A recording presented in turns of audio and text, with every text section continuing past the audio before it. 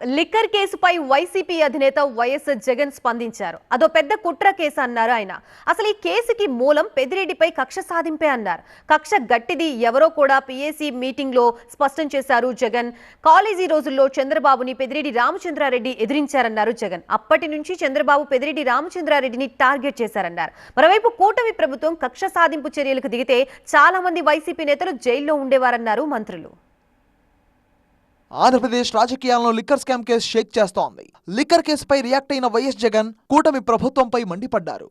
Red book పాలనలో అక్రమ కేసులు, అక్రమ అరెస్టులు కొనసాగుతున్నాయన్నారు.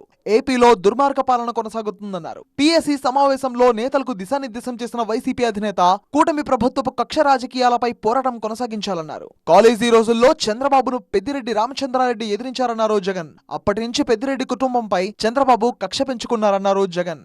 లేని ఆరోపణలు చేస్తూ తప్పుడు సాక్ష్యాలు క్రియేట్ చేసి కేసులు పెట్టి పెద్దిరెడ్డి కుటుంబాన్ని చంద్రబాబు ఇబ్బంది పడుతున్నారన్నారు ఆయన. పెద్దిరెడ్డి కుమారుడు మిథున్ రెడ్డిని కూడా టీడీపీ అధినేత టార్గెట్ చేశారన్నారు జగన్. మిథున్ రెడ్డిని కేసుల్లో ఇరికించాలని కుట్ర చేస్తున్నారని మండిపడ్డారు. చంద్రబాబు హయాంలో జరిగిన లిక్కర్ స్కామ్ పైన గతంలో సిఐడి కేసు పెట్టిందన్నారు జగన్. ఈ కేసు విచారణ ఎంతవరకు వచ్చిందని ప్రశ్నించారు. వైసీపీ హయాంలో లిక్కర్ అమ్మకాలు తగ్గించామన్నారు. లిక్కర్ అమ్మకాలు తగ్గిస్తే ఎవరైనా లంచాలు ఇస్తారా అని ప్రశ్నించారు జగన్. ఈ విషయాన్ని వైసీపీ నేతలు ప్రజల్లోకి తీసుకువెళ్లాలని పిలుపునిచ్చారు. విశాఖలో 3,000 కోట్ల రూపాయల భూమిని ఊరు పేరు లేని కంపెనీకి రూపాయికి కట్టబెట్టారన్నారు జగన్.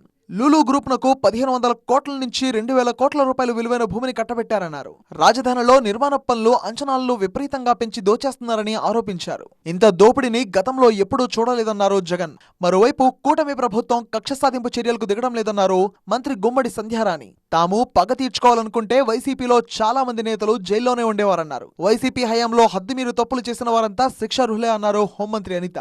ఇబ్బందులు పెట్టాల్సిన అవసరం ముఖ్యంగా ఎన్డీఏ గవర్నమెంట్కి లేదు. ఎందుకంటే ఎవరైతే తప్పు చేశారో వాళ్ళు శిక్ష అనుభవించాల్సిందే.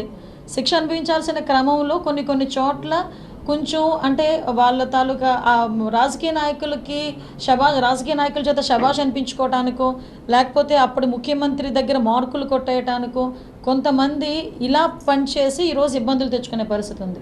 లిక్కర్ స్కామ్ మాత్రమే కాదు, వైసీపీ పాలనలో జరిగిన స్కాములన్నింటినీ బయటకు తీస్తామంటున్నారు కూటమి నేతలు.